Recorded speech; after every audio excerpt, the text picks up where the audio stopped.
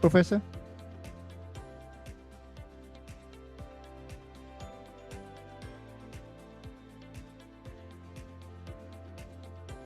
Muting me there. Hello? Hello? Hi. Okay, now I'm here. I got on, so we can start, I guess.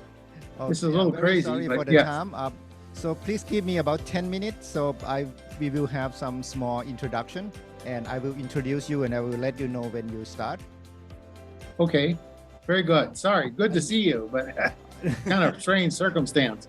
Okay, very good. Yes. So I will start from my side, and you will share the slide from your side, right? I have the slides here. Yes. Okay, great. Then we will start. And thank you, Professor. Okay. Well, thank you.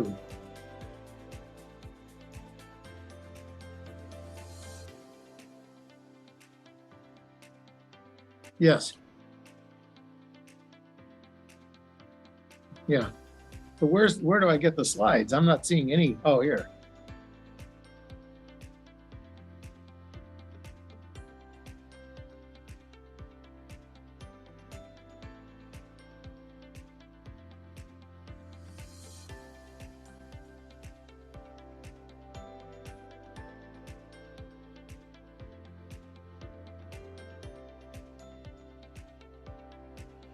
สวัสดีค่ะท่านแขกผู้มีเกียรติทุกท่านนะคะและผู้เข้าร่วมประชุมวิชาการ Early Childhood Development Series First Starts ค่ะวันนี้ขออนุญาตกล่าวต้อนรับทุกท่านนะคะที่มาเข้าร่วมประชุมในครั้งนี้รวมไปถึงทุกท่านที่รับชมผ่านทาง Facebook Live นะคะของทางกสศกองทุนเพื่อความเสมอภาคทางการศึกษาและผู้ที่เข้าร่วมประชุมผ่านระบบซูมทุกท่านเลยนะคะรวมไปถึงท่านแขกผู้มีเกียรติทุกท่านที่มาร่วมประชุมณที่นี้ณห้องประชุมกรกมลโรงแรมเดอะสุโกศลค่ะวันนี้ดิฉันนางสาวนวนันท์บำรุงพฤกษ์หรือว่านิปปอนนะคะขออนุญาตมาทำหน้าที่เป็นผู้ดำเนินรายการในการประชุมวิชาการในวันนี้ซึ่งวันนี้ต้องขออนุญาตใช้คำว่าเราได้รับโอกาสพิเศษมากๆเลยนะคะที่จะมาร่วมแลกเปลี่ยนความคิดเห็นกันนะคะรวมไปถึงได้รับทราบถึงมุมมองต่างๆจากทั้งนักวิชาการแต่ละท่านหรือว่าจะเป็นผู้ที่หน่วยงานหลักๆที่เกี่ยวข้อง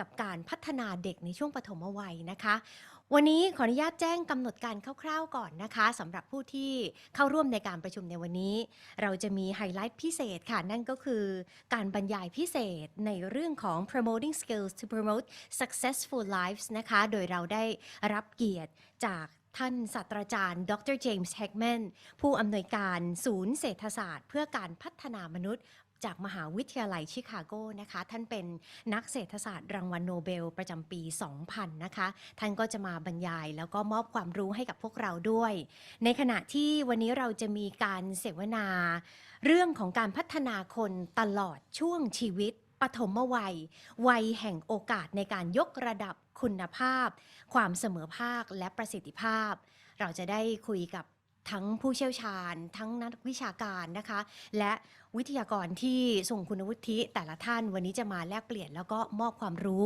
มุมมองต่างๆให้กับเราค่ะแต่ก่อนอื่นนะคะต้องขอเรียนเชิญดร.ไกรยศภัทรวาทค่ะท่านเป็นผู้จัดการกองทุนเพื่อความเสมอภาคทางการศึกษาวันนี้เรียนเชิญท่านกล่าวต้อนรับทุกท่านค่ะเรียนเชิญค่ะ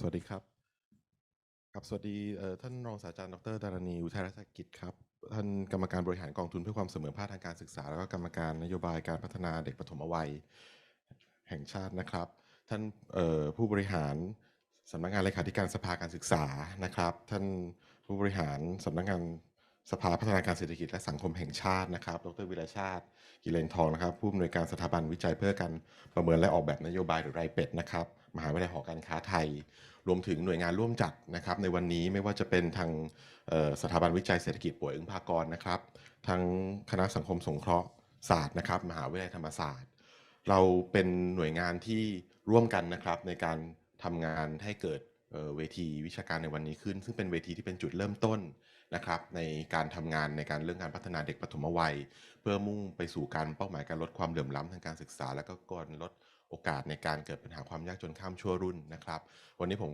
ในนามกสศก็รู้สึกเป็นเกียรติอย่างยิ่งนะครับที่จะได้มีโอกาสนำเสนอ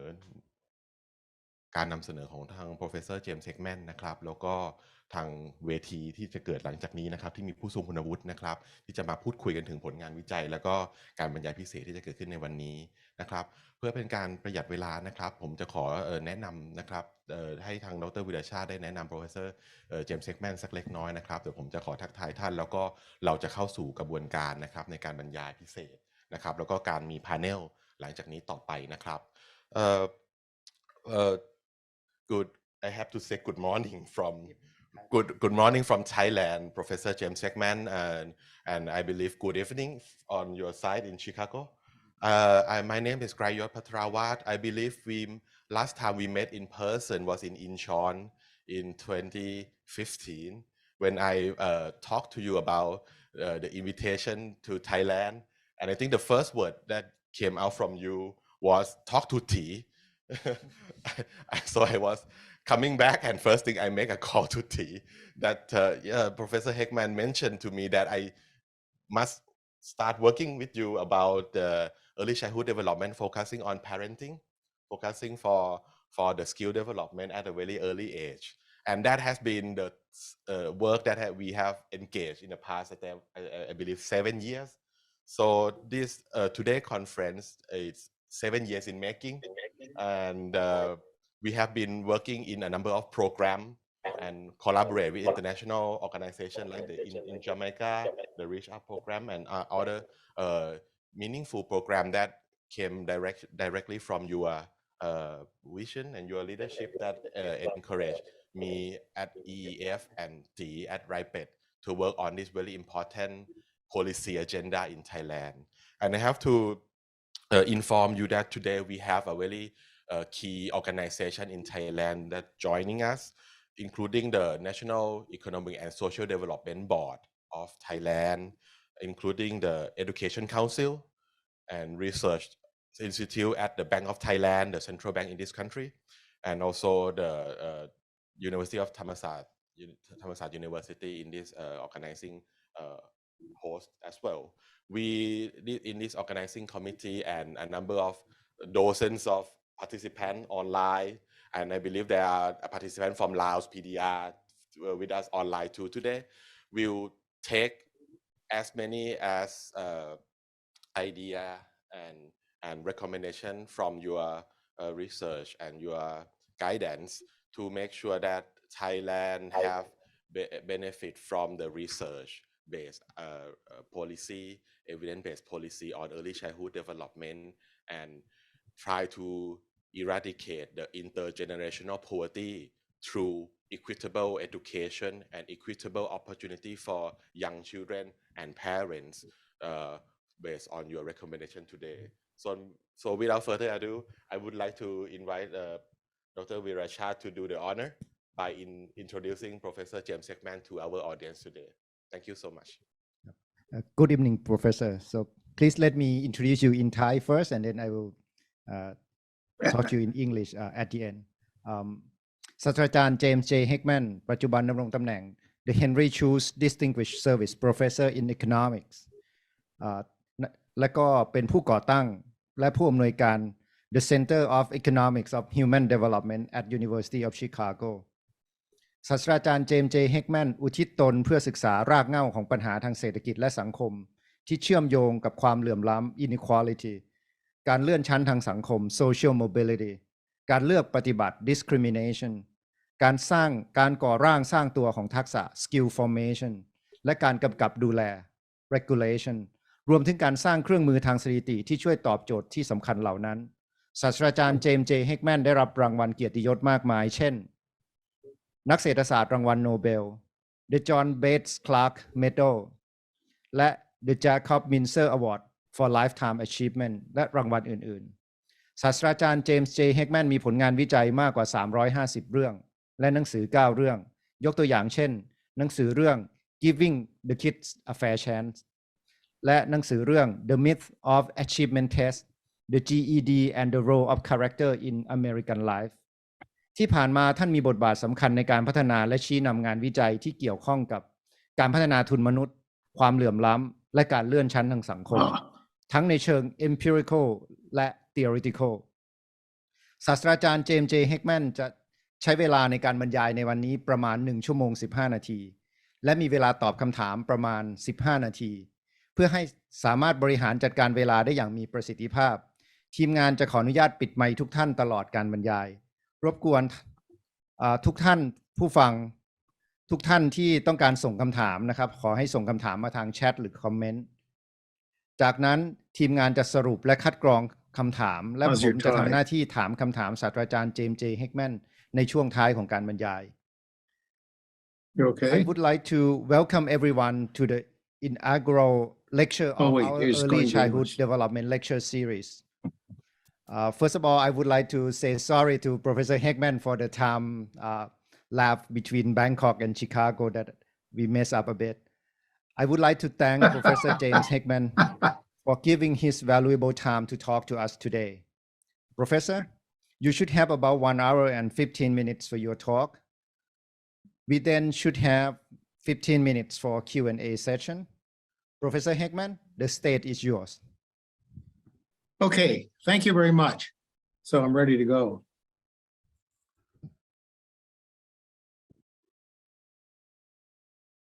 Yes. I just fixed setting up here. Okay. Let me turn this off so I don't get distracted. Okay, well, thank you very much. I guess there was some confusion about the time, and I regret very much causing you inconvenience. There must have been some misunderstanding here. But nonetheless, I'm really delighted to be able to participate in this event and to share with you work. I know two of you. Of course, T was a graduate student at the University of Chicago many years ago now, but a first-rate student. And we share a common friend, Rob Townsend, then at Chicago when T was here, and now at MIT. But Rob has worked very hard and done a lot of great work with T on developing understanding of the Thai economy and the process of development.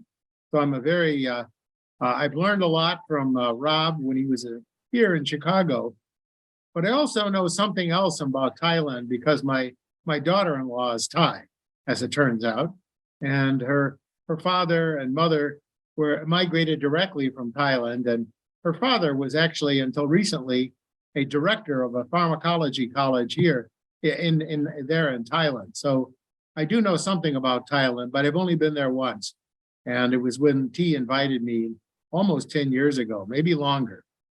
But anyway, it's really delightful to be able to talk again, if only through Zoom, and to be able to share some ideas and to talk about human development, which is a deep interest of mine. And it's a deep interest in many people around the world. And I'll try to convey why understanding human development is so important. And then what we've come to understand about the principles of creating effective human development strategies. And in this area, I think there's a lot of exciting research that's being done. And I will try to keep you up on what I know, latest that I know. We're organizing a conference here in a week and a half. I guess T will participate, if only virtually. And we will organize leaders with some of the latest developments of ways to think about fostering human development. So we know that the challenge in the world is everywhere, namely poverty, inequality, and social immobility. There are serious challenges that we face in this world. And the question is, how do we address those changes? This kind of graph has made a very powerful presence in the world of academics and policy. This is a relationship between, on the one hand, at the bottom, on the x-axis, inequality of family incomes measured by a Gini coefficient. So giving us some measure, larger values of Gini are associated with more inequality across families.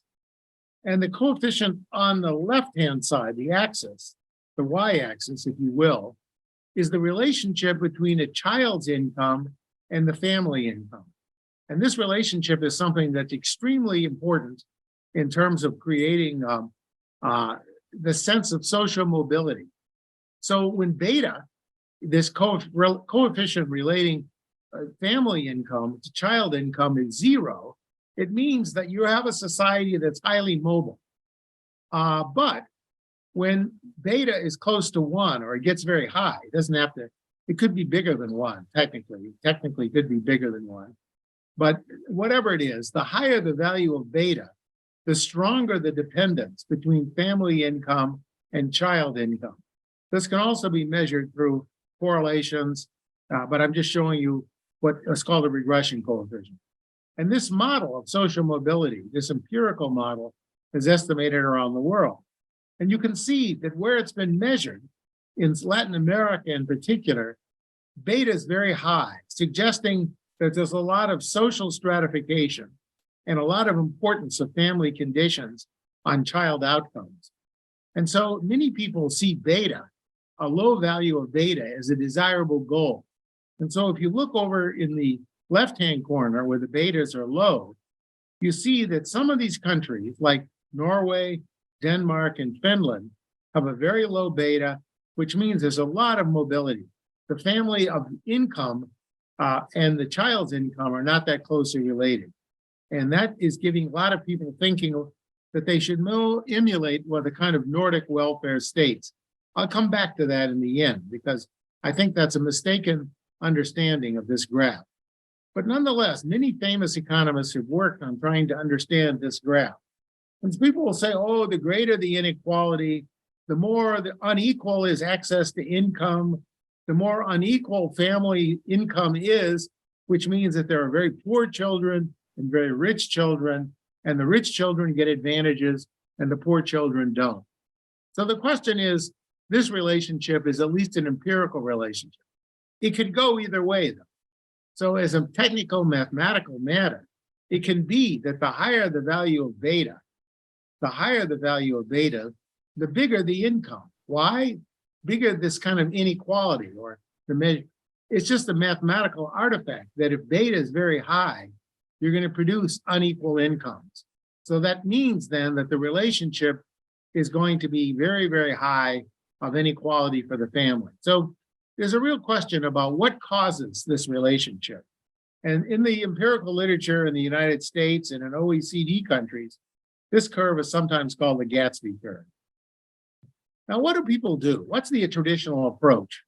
And this is an approach that's very much favored by many religious and political figures around the world. Namely, the traditional approach to poverty and social immobility is to give alms to the poor. And what that means is we think, well, if people are poor, we should help them, because poverty, after all, is measured by income, or many people measure it by income. We'll come back to whether that's the right thing to do. And therefore, obviously, if we give money to the poor, they won't be poor anymore. And so this is formalized in the welfare systems of Western Europe through a tax and transfer system. So taxing the very rich and then redistributing the goods to the very poor. And in fact, the tax rates for the wealthy are very progressive in Denmark and in Scandinavia.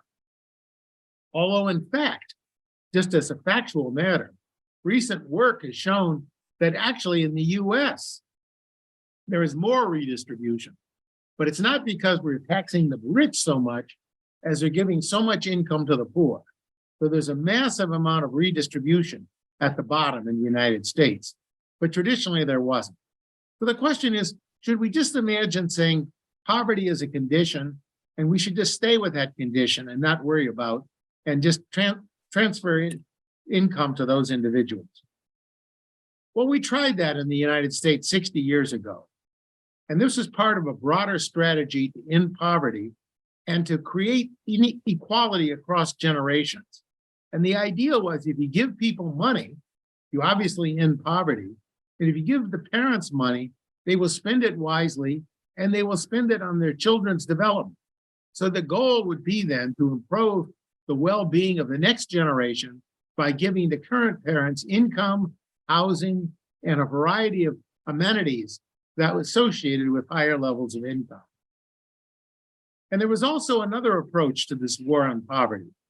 It had an approach called, I'd call a shotgun skills strategy.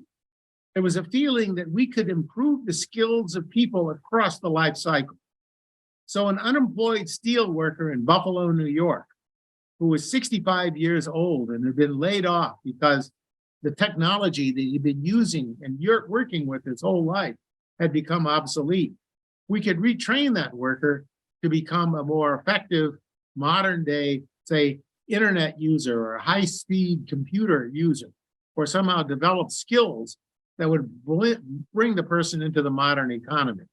And so there wasn't a clear understanding of where it was most suitable, where the returns were highest to invest in the life cycle of individuals. But we've come to understand that much better. And we've come to understand that investments have different productivity at different stages of the life cycle. And I want to talk about that today and where the strategies are best. So it turned out, as a fact, if you look at the so-called war on poverty launched in America 60 years ago, the welfare policy subsidized poverty enclaves, and it ended up detaching the poor from society. And that was a serious issue. And so the serious issue was that literally the structure was that the underlying group of people, there were a number of rules and regulations that were imposed, and they were imposed on these individuals to essentially try to protect society from giving money to the non-deserving people, and then to make sure that people who were already wealthy or had some means weren't given transfers. But this created a two-class society. It separated individuals who were very poor from the rest of society, and it isolated them. And it created what in the United States we call ghettos. Ghettos are these groups of places where people are detached. And it created a less than perfect notion about how people were integrated into the larger society. And so the idea of social mobility and social equality was seriously compromised. But we didn't know that starting with. So many years later, President Clinton ended that, and we had a new policy towards the poor. So starting in the 1990s, so this is the relationship that actually happened in the US starting in the 1970s, when we could start measuring the data. And what this shows is it shows the intergenerational correlation of welfare participation.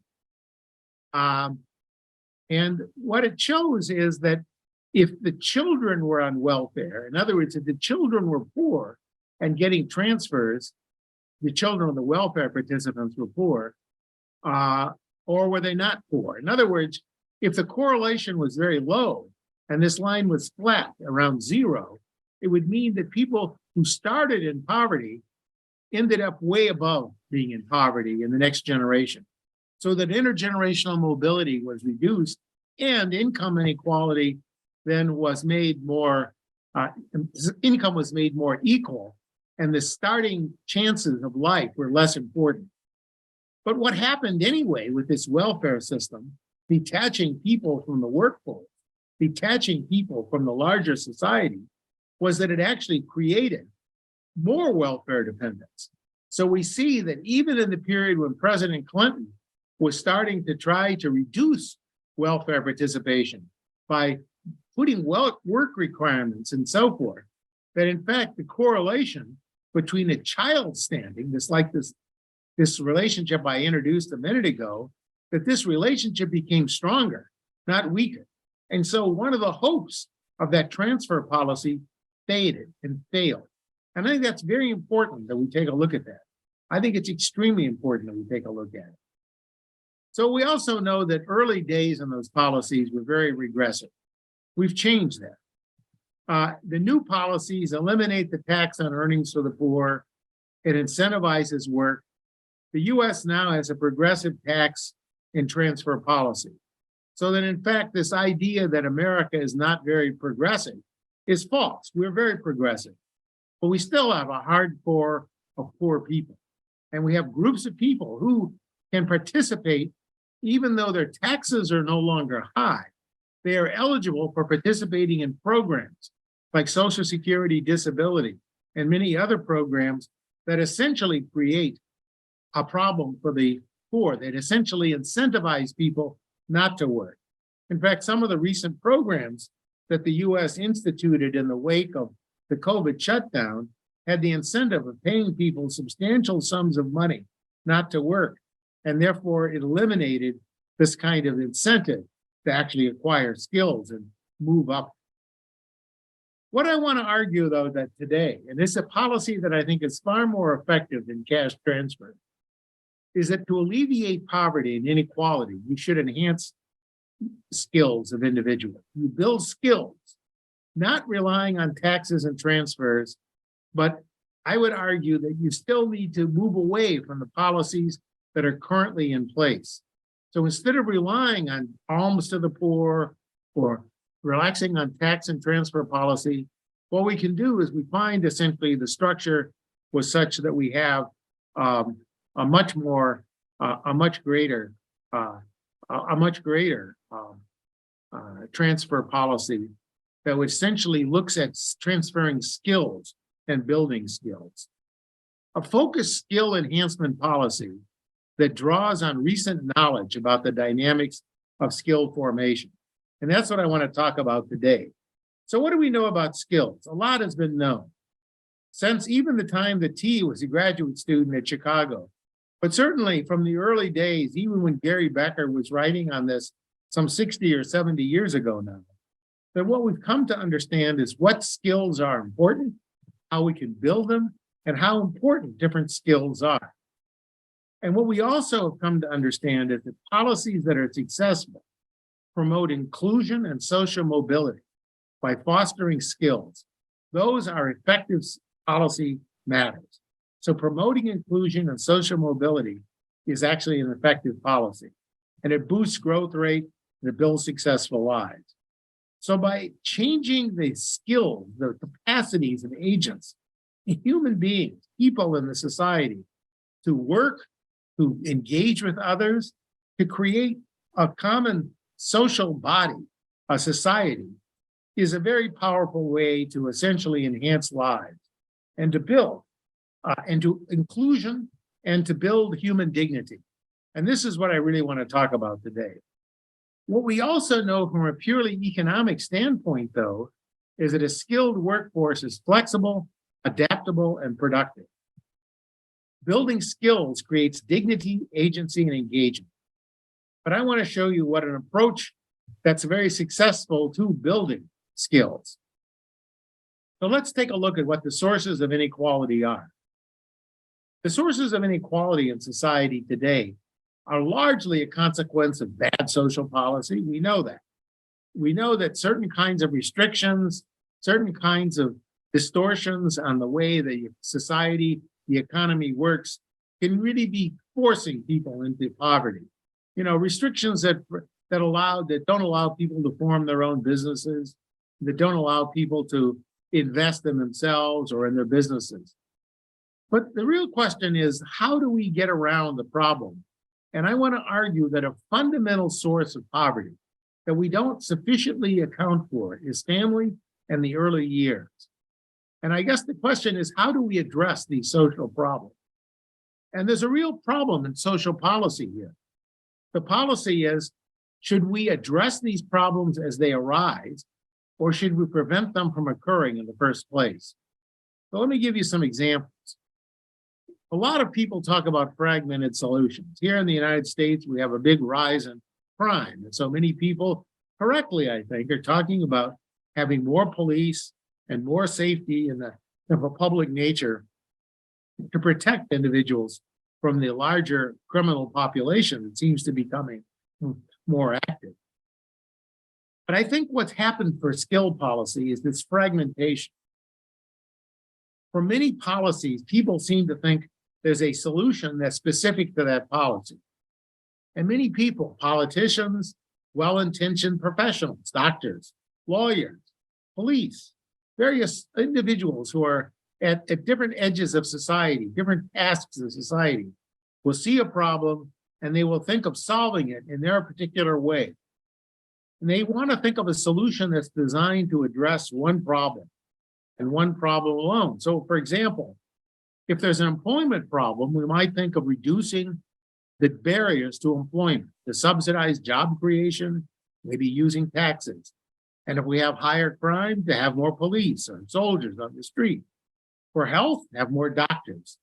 And if you have worry about teenage pregnancy, you have pregnancy prevention programs. And if you want to reduce inequality, you give cash transfers. And to promote skills, you build schools.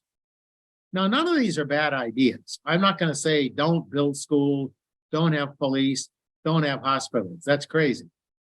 But what I want to argue is the kind of solution I'm talking about today alleviates almost all these problems. It helps reduce the scale of these problems and works in ways that are not fully understood. And once we fully understand these, then I think we're going to find ourselves in a much better way of thinking about what effective social policy would be. So I think the most effective solutions aren't necessarily the fragmented ones. I think we need to rethink public policy, not to eliminate these fragmented solutions, but to bolster them, and maybe to seriously reduce the scale of the problems that each one of those factors tries to address. So the real question, there's a proverb in the United States that only the squeaky wheel should get the grease. And by that, we mean, obviously, if there's a problem, then address the problem. And don't waste time on problems that don't exist. And many people will say, if it ain't broke, don't fix it. That's the way people would like to think about something. That's the motto of many, many people, public officials, public policy analysts, economists, and social analysts around the world. So should we just wait for problems to appear? There's obviously a logic there, because we don't want to solve, we can't solve all problems. And at least we know what problem we need to solve, and therefore we address those problems. But I think we want to think more constructively about social policy. And the way to think about it is to think crucially in how well we can predict later life problems and target populations at risk.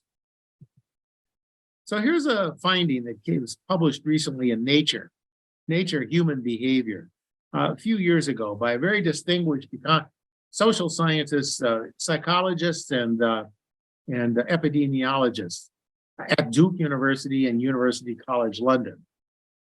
And they use something called the Pareto principle. The Pareto principle is not what some economists may know about Pareto optimality, making some people better off without making anybody worse off. This is another principle of Pareto. Pareto had many good ideas. And one idea that he had was the notion that 20% of the actors account for 80% of the results. And this is something that people find hard to believe, but it's true in crime. And so I'll show you an example. So what it turns out that is a high need, high cost population uses more than half of resources in multiple sectors. And the most high need, high cost people share risk factors that can be identified early in life. And as I will show you in a minute, targeting these early life risks is important enough to warrant investment in early years to prevent these problems from appearing. So here's an example. There's a study that's been done in New Zealand for the last 40, 50 years by Terry Moffat and Avshalom Caspi and Belsky and others who worked with them. And what they found is they followed a group of people born some 45, 50 years ago throughout their lifetime. So these people are now in their middle age, heading towards their old age, but still very productive years. But over the time from when they're very young to their current now middle-aged years, what we can follow is what those children are doing, what those people are doing. So it turns out that 22% of the people they studied form a group that's very tightly impacted. And for New Zealand, they account for 66% of the social welfare. They account for 77% of fathers without children, 59% or 54% of people who are smoking, 40% of the excess weight, the obesity, And if you look, for example, at crime, 80% of the criminals, and by the way, this statistic has been found for many countries around the world, just on crime, not just that. So there's a concentrated group of people who are causing many of these problems. They're the ones who are in the social welfare system. These are the ones who pose a challenge. And so we can see that 20% of the cohort members are getting something like 80% of the social welfare benefits that are designed to alleviate poverty and to create opportunity for people in the society. And if you look at another piece of the group, say some 30%, where the risk factors are very low, their profile in the social welfare service is close to zero. 0% of the crime over their lifetimes. And you can see very tiny percentages of things like excess weight, smoking, fatherless children, being on welfare, and even if you look at injury claims, which is an ambiguous category. So the society really does bifurcate. And what's interesting is that it can be identified very early on. So we look at composites at age 3, 5, 7, and 9, and 11. And we can see measures of things that we can isolate: IQ, self-control, the socioeconomic status, maltreatment of the family. So the family treatment of children plays a huge role in ways that we don't. So many people think of child poverty as just a matter of no income and need to give income to people. There's a whole group of people here in the United States who are going around the world saying, oh, give people more money. We want universal basic income, and that's going to solve all these problems. But when we look at real factors in determining child poverty and causing problems that go down the road, it's not low income in the early childhood years. It's actually family situations and environments that are much less healthy for some children than for others. So we need to really operate on that in creating successful social policy. So we need to think about how we can close achievement gaps. And we need to think beyond just thinking of the school or the university or even the elementary schools as being the major focus of activity. And the notion that focuses on schools, I know that many United Nations organizations, UNESCO and many other groups, I have nothing against UNESCO, I have nothing against the United Nations group. They're all very good and they're very well intentioned. But the ILO and UNESCO and OECD focus on schooling really misses a fundamental feature of skill formation, and that is the role of the early years in a child's life. Schools play a role, but they're not the dominant role, nor can schools alone close these gaps. We need to understand the skills that are life relevant. And so what we've come to understand, and I've been part of this group, there are many others actively engaged in this group, and I can give you lists of names if you're interested, but there's recent research shows the benefits of cognitive, social, and emotional skills in enhancing the capacities of persons to function in many aspects of economic and social life. And it used to be called soft skills, these kinds of skills about emotional regulation, what some psychologists call executive functioning, the ability to stay on course, the ability to make effective decisions. These are skills that are important for life outcomes that only recently we've studied. And for example, I'll give you some examples of some of these skills. There are a lot of advances that have occurred in understanding the skills that matter. Cognitive ability is important. There's no question about it. But IQ alone is not the story. That used to be thought to be the story. 60 years ago, cognitive ability was falsely equated with the skill that was needed in life. Cognitive psychology more or less told people that.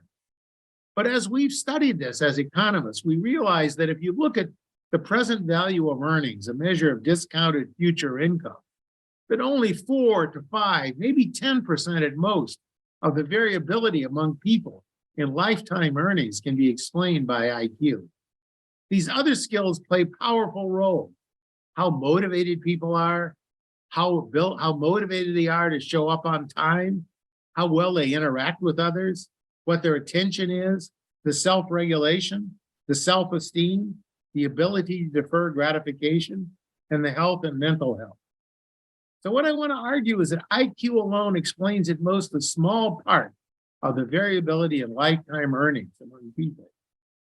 And what we know, and we've come to understand, there's a lot of work in economics and in psychology and in epidemiology as well, that higher levels of both cognitive and social and emotional skills are associated with reduced crime, higher earnings, better health, higher civic participation, greater educational attainment, less teenage pregnancy, more control of a young girl over her life, greater trust, and more human agency, the ability to decide your own life, to shape your own values, and to participate in a constructive way in society.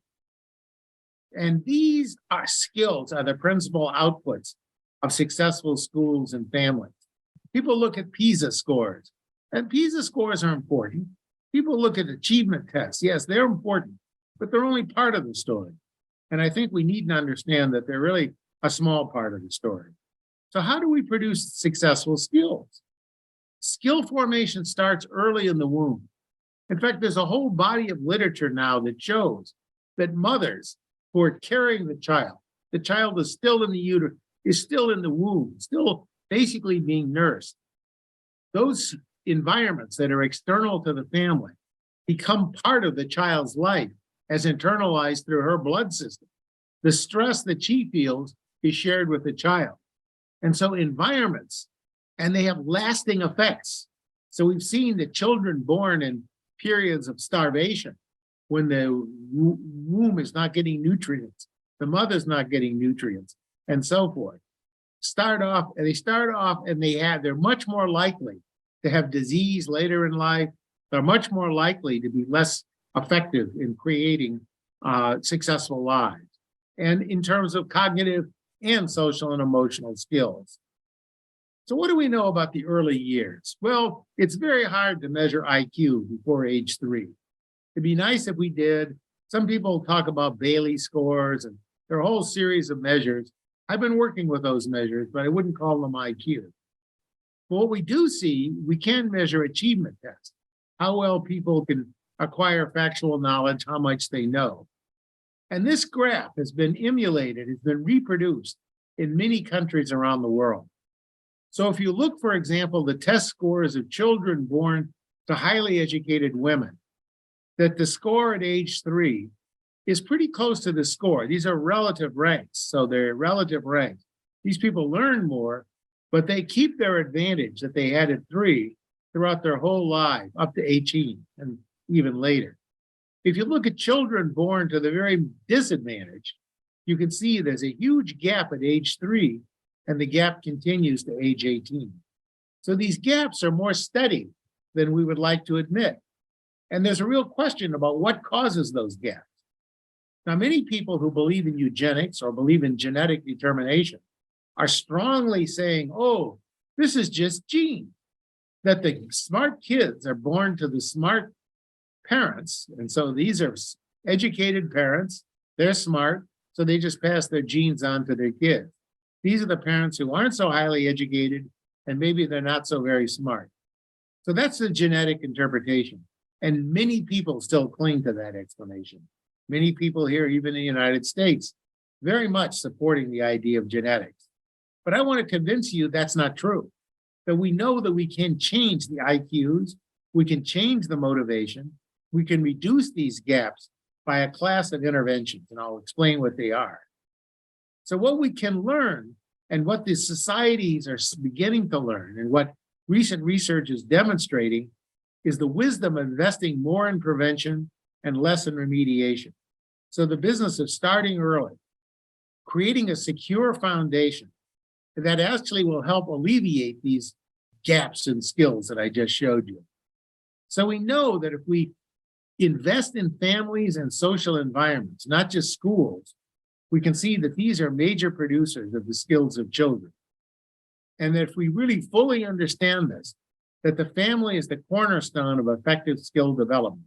And human policy, social policy, really has to build around this. So what have we learned about the importance of the early years? we've learned something very important, namely that skills beget skills. If you start skill-based early, it becomes easier to acquire skills through the rest of your life. So if a highly trained, highly motivated child is given new challenges, say at age 3, at 4, and 5, and then at age 18, that at each of those subsequent ages, the child is better able to take advantage of. And this in turn, because of the dynamic economics here, what economists would talk, value function determination for investment in skills, well, we've come to understand that those early years play a crucial role. And we know that supporting families and engaging and nurturing their children is going to be the key to success. And this is something that has only recently been understood because so much emphasis has been placed on school, so much on government programs. But in the end, we all know at a deeply intuitive level that it's the family, it's the family, it's the family.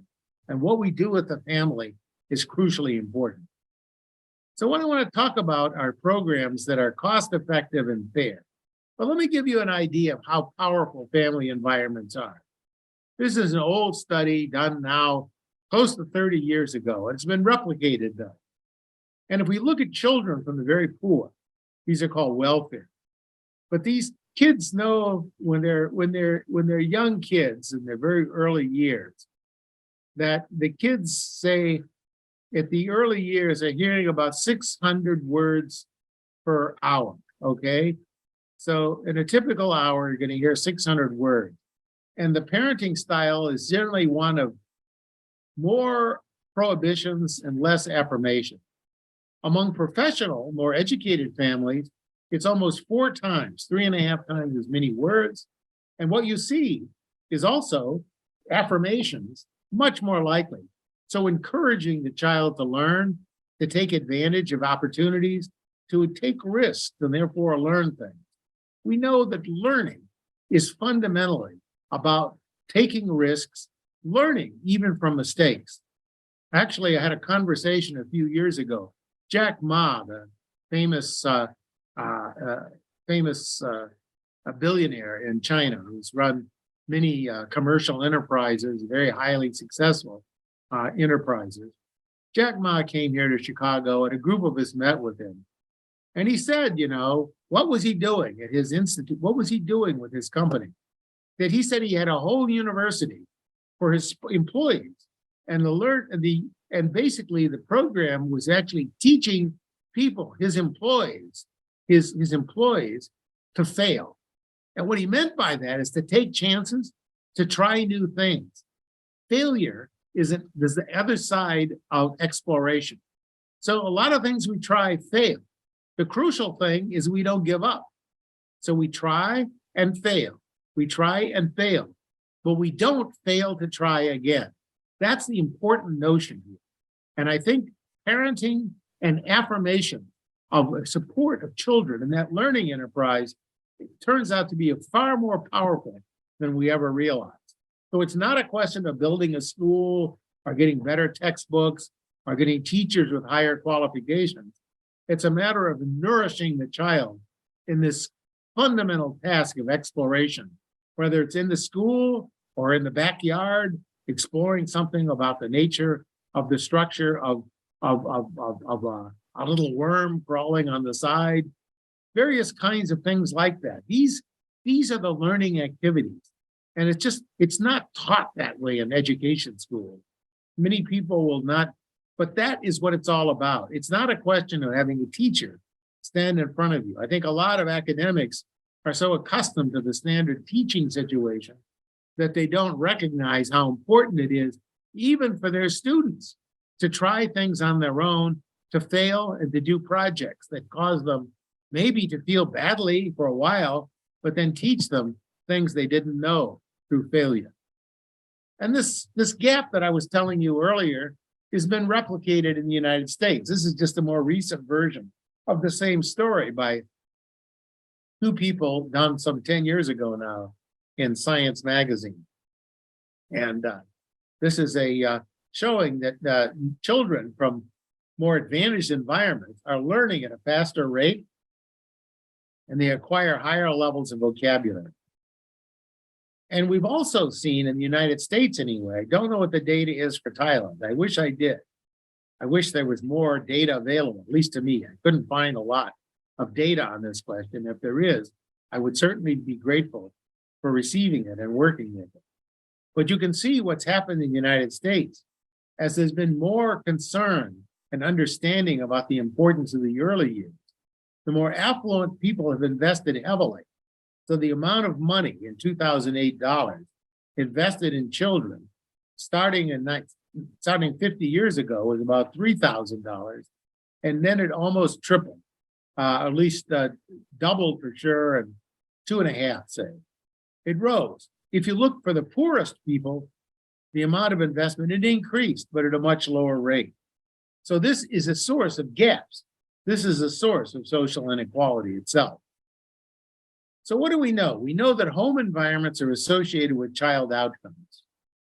And what we've come to understand, and he is working on this, and my other host here on this channel, whom I met in Korea, knows that early childhood programs substantially reduce achievement gaps and produce better child outcomes.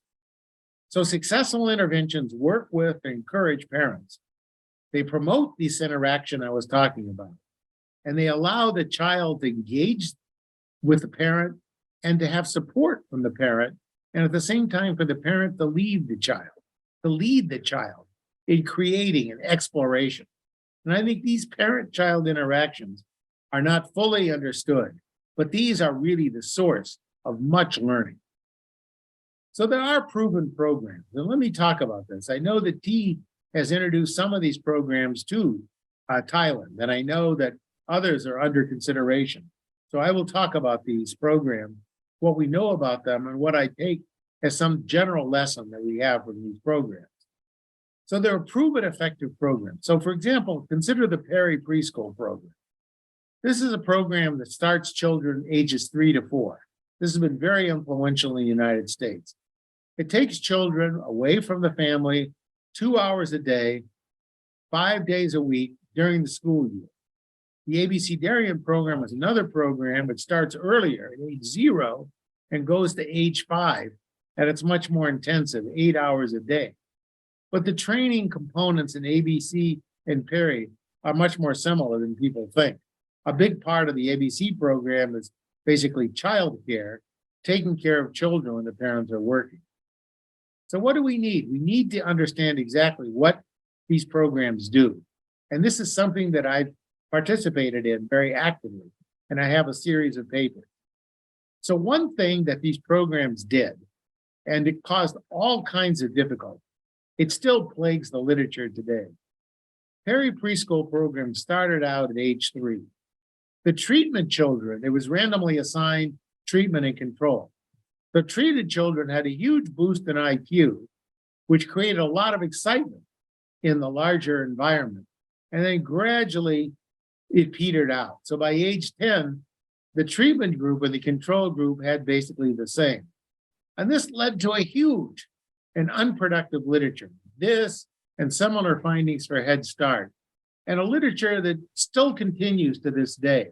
There's a group at the University of California at Irvine that basically, dwells on these kinds of graphs and really misses the point fundamentally. Namely, that what we see is, yes, there was fade out, but it turned out when we looked at this more closely, that the tests that were used here were different from the tests here. And we use consistent tests, and we follow these children not to age 10, but to age 55. We find lasting effects of these programs. I'll show you what they are. So this was misleading. But also it turned out that basically these evaluations looked only at IQ. But remember, I told you that IQ was only part of the story. And it's not necessarily the most important part of the story. The famous American comedian Woody Allen had a kind of a nice apocryphal quote saying, 70% of success was showing up. But it's persistence that matters. Angela Duckworth calls it grit. Other people call it conscientiousness. But most sociologists, most psychologists, most economists who study the matter know that persistence, the ability to stick with a problem, to stay the course, is a very important determinant of life success. So we know that Perry was not a failure. Why? Because now we followed these people into their 50s. And we know that the children who were treated had far better life outcomes than those of the control group.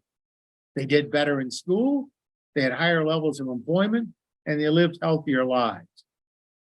And if we look at the economic rate of return, there's an argument that's been put out by some crackpots at Harvard called saying that we should use the marginal value of public funds.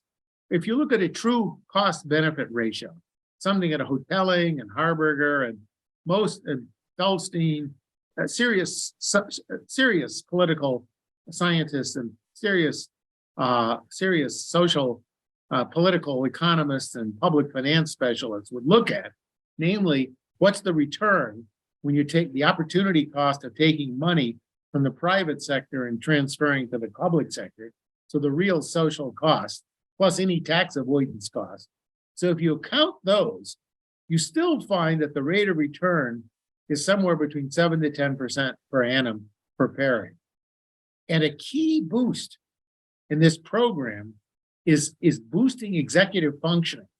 It's the ability to control one's life and passions. And this is closely related to IQ. So executive functioning, I'll show you, executive functioning at age 55 for the Perry-treated children are much, much higher than for the control children. So over their whole life, they have the greater ability to plan, to execute, and review their lives and make plans going forward. And so the program operated, a principal way it operated was not just through boosting IQ. It did that, as we'll see, but it also primarily worked through boosting social and emotional skills. And so what people say, even in those early years when the so-called IQ tests faded out, we saw that the test scores on achievement tests did not fade out. How can that be? Well, an achievement test is testing knowledge. And if children have a greater incentive to acquire knowledge, then they're going to actually then be better off. And so that means they're going to be able to look at the structure of, they're going to be able to persist. So even though they may be no smarter measured by this IQ test, they're going to be more persistent and learn more. But it turns out also that they were smarter. So we had higher achievement test scores. And so what happened? Well, these people who were in the original Perry program are now in their 50s. Most of them have children. So we can ask, how are their children doing? Are there any effects into the second generation? Do the current children have any effect on the next generation children? And what we know is that achievement tests, that the effects lasted over generations. So I'll give you an example. We can look at the children of the original Perry participants. They're in their 20s now, on average. You know, children are born at different ages. The children, the more educated Perry participants had their children later, but nonetheless, they're mostly had their kids now, and these kids are mostly in their 20s. And what you see is that the children of the treated group were much more likely to have not been suspended from school, to have completed schooling, to have less crime, and to actually have a college experience. So these children are benefited. So it's not just the first round that participates, you're building successful lives for the children. And why? Well, here, this is very interesting. The Perry children, the people who were original treatment group, were much more likely to be married over the course of their lives. And these are the years when couples stay together. The rate of death, I mean, you know, by age 50, the marriage rates were not as high. But in this period, the men were married, and these are the treated children, these are the controlled children. And their children were being born in this period. So in this period, there was a stable marriage rate. And children and the parents were actually very, very successful as families. They had stable, warm, encouraging families. So they were more likely to be married, and they were more likely to have earnings, because it turns out those parents, those participants, in the crucial childbearing years, 25 to 45, were much more likely to have higher earnings. And they're much less likely to have arrests. So the treated group is here, the control group is here. So they're much less likely to be in crime. And in fact, that's one of the reasons why the earnings are higher. They're actually not caught up in that. So what happens then is that there is a second generation effect. Now, the ABC program was founded 10 years later. It was developed for a group of children in North Carolina, but it shows, again, it's more intensive program. Remember, it starts at 0 and effectively goes to age 5. And it shows benefits from a comprehensive approach. And we know when we measure it correctly that it actually boosted IQ. It boosted IQ. We have data now to age 45 for these children. And so what were the secret ingredients of these programs? It improved parenting practices. It had a positive effect on behavior. It had higher educational attainment, higher employment rate. It reduced criminal activity. It had better child and adult health.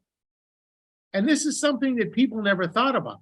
Remember, the program did not target health directly. It did give a nutritional supplement, but it was a very small part of it. It had very little.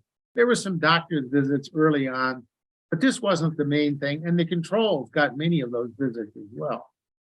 Well, if you go out to age 35 for the males, we can see that the blood pressure of the treated group people much lower than for the control group. So this is 125 versus 143, the systolic. The diastolic blood pressure also improved greatly, 78 versus 92. So if you look at measures, for example, of hypertension, much less hypertension among the treated group, much more, much better cholesterol, HDL cholesterol. And we can see then that obesity, not as strong effects, but an effect, and metabolic syndrome that is a precursor and a signal for diabetes. So what we can actually see is health effects. You say, well, wait a minute, this wasn't a health intervention. This didn't do anything about building hospitals or educating more doctors. But this is exactly the point I was trying to get at when I talked about fragmented solutions. So what was going on here is that the structure was such that the child that was able to control one's life. So this part of executive function, the ability to manage oneself, to read health warnings, to be able to then eat healthier, to avoid risks, all of those things translated into greater health for these children. And when we capture these full returns now, including health returns, we see benefits that are actually even higher than before, namely close to 14% for males, 13.7% overall, a little less for women, because one of the great returns, of course, is crime, and crime is much more of a male activity than a female activity. So what happened was, it also turned out to enhance the income of mothers because it produced daycare. So a big problem for working mothers is daycare. So we can see that if we just break down the benefits and the costs are substantial. So it costs $23,000 in this is 2020 dollars. We cost something like $23,000 for Perry and something like $100,000 for ABC. Very high cost. And that's been a barrier to adoption. And therefore, many people started to ask, can we do better? Can we do something? So the ABC programs were very effective. It boosted IQ, it boosted health, it boosted marriage, it actually reduced fertility, it allowed people to have greater control over their own lives, less criminality and the like. And it created real consequences for the male and the female children, that both the children of the the male children and the female children, both were much better off. So what are the mechanisms underlying? Why did these programs work? It enriches the home life of children outside of a child care center. So it's not like we send the kids to the school, the center, and the center patches them up and no, the crucial thing is it increases parental engagement and it increases the parent-child interaction. So if we measure parenting, we can see it in Perry, we can see it in ABC, that in both cases, the parenting distribution is shifted out in a beneficial way, more active parenting for the treatment and control children, for the treatment children versus the control children. And we can see that a big chunk of these treatment effects come from parenting received, from boost in early cognition, and so forth. And what we also see is something very remarkable, and I think very important. If you look at the intergenerational relationships between the second generation and look at the children themselves, what we see is that the control children this is what the control children are getting in terms of education. So this is the relationship between the education of the father and the education of the son, or the education of the child, whether it's the daughter or son, and the education of the parent. So we can see a very strong relationship. Remember that curve I showed you at the beginning, that beta?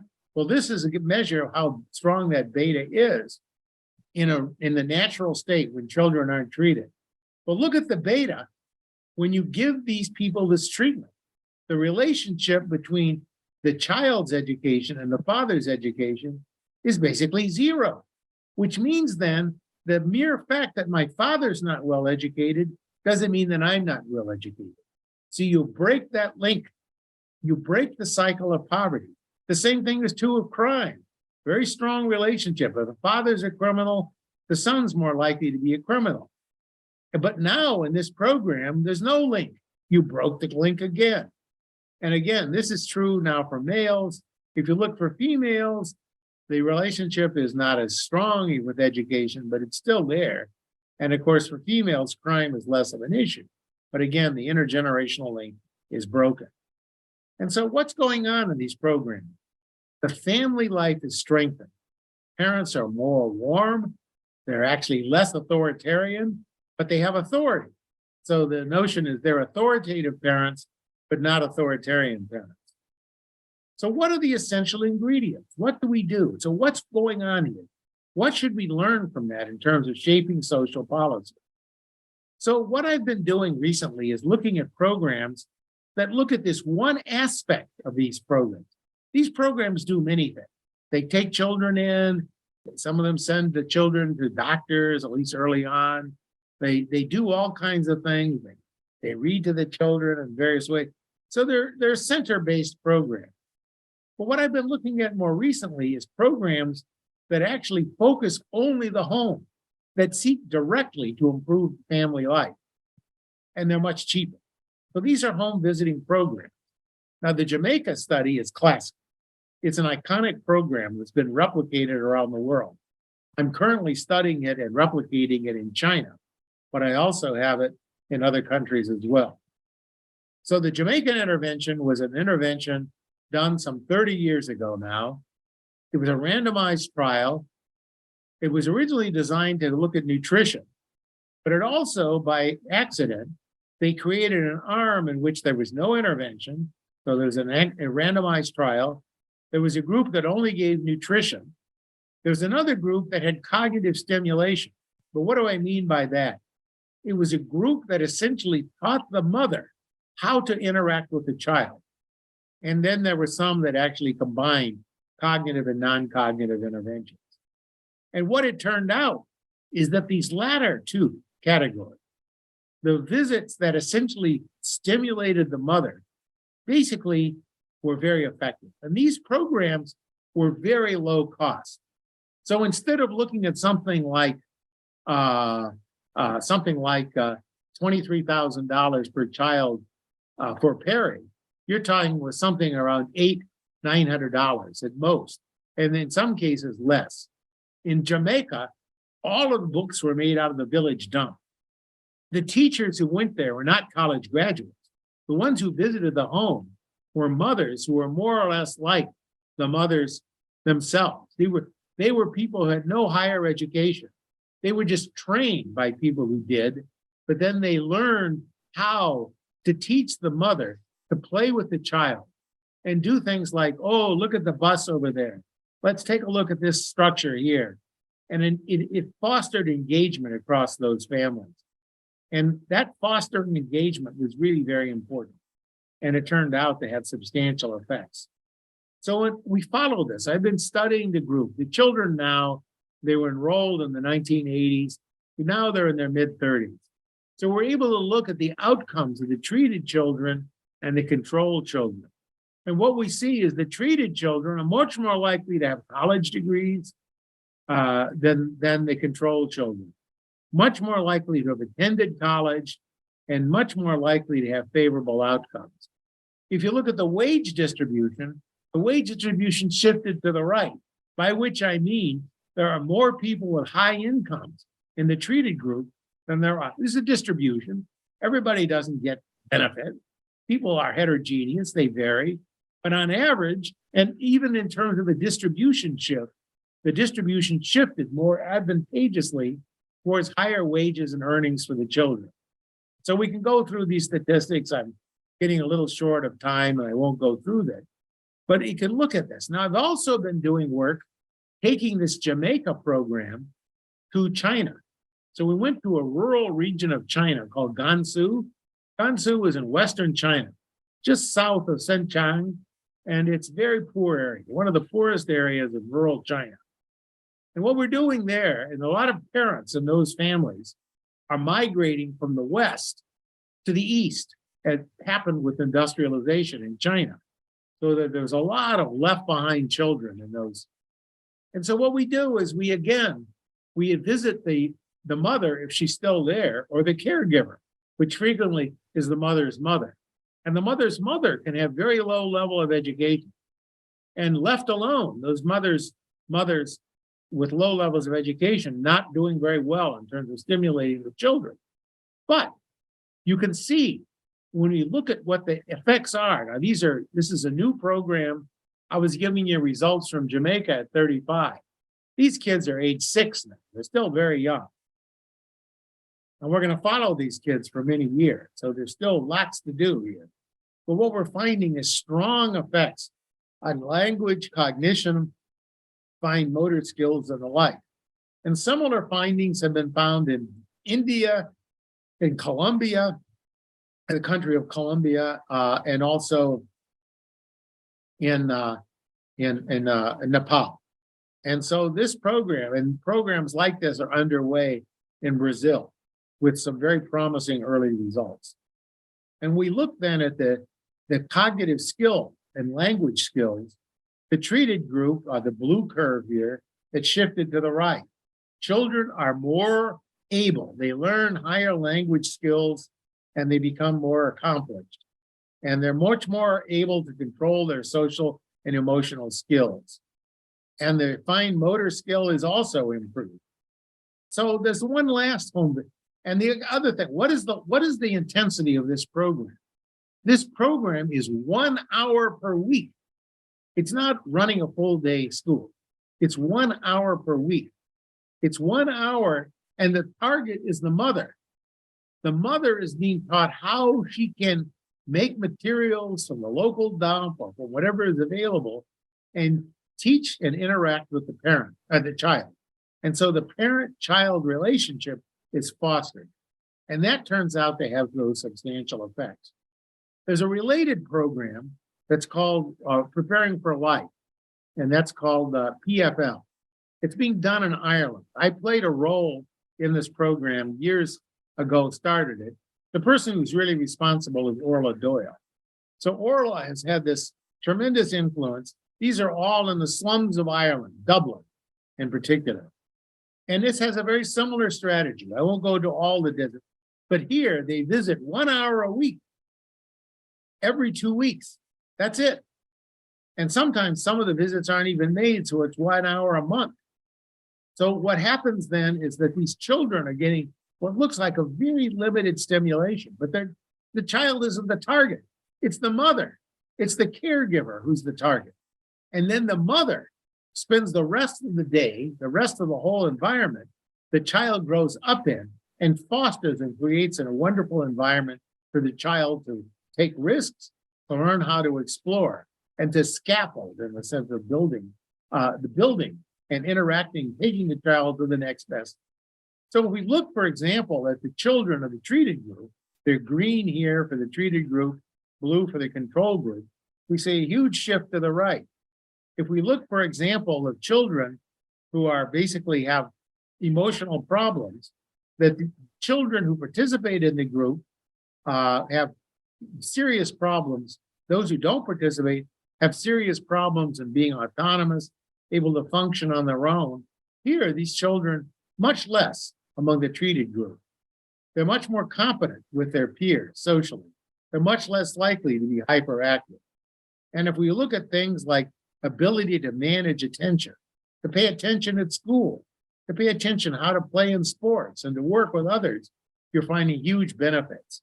And so we can see that verbal ability is improved, mathematical ability is also improved, and the kids are less obese. And so what we see is something that's remarkable, a very low intensity program. Some of these programs are as cheap as $500 a year. These programs are competing with Perry in terms of raising things like this social mobility. So here's, for example, this idea of how much the control and the treatment group are getting. So we can see that the control group is up here. Well, let's just take a Perry. This is the Perry group in terms of education, crime for males and females. Here we can actually see this intergenerational preparing for life. There's a very, very weak link between the parent and the child. IQ link is basically eliminated. So even what we thought might be genetics doesn't operate. And so home environments are improved. And what's interesting is these low-cost programs turn out to be almost effective as the high-cost programs. And so we can see, if we compare the more sophisticated ABC Perry program with these other home visiting programs, we're getting pretty amazing results. And here we're using comparable scores, we're making comparable comparisons. So we're really getting something that's really very informative, I think. And we're getting then that both cognitive and non-cognitive skills are enhanced. And the reading scores, the math scores are very comparable. So a low intensity program that targets this one ingredient. So here's the point. These other programs are like umbrella. They're umbrella programs. They do many things. They target, they take care of the kid. They have nice warm beds. They have all nice facilities. They have teachers that have college degrees.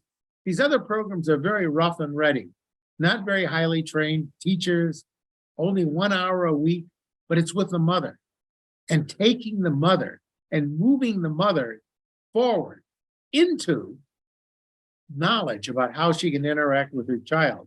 Then we look at the child outcomes. Yet later, in some cases here, much later in life, and we find substantial improvements. And this is a very important message. So what do we know?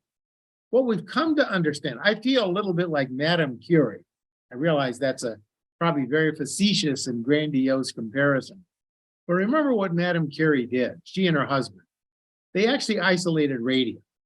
So there had been this whole mystery that pitch blende, this ingredient that Becquerel had been found and accidentally left on a photo plate in his office, seemed to be creating rays, sending something out that affected the photographic plate.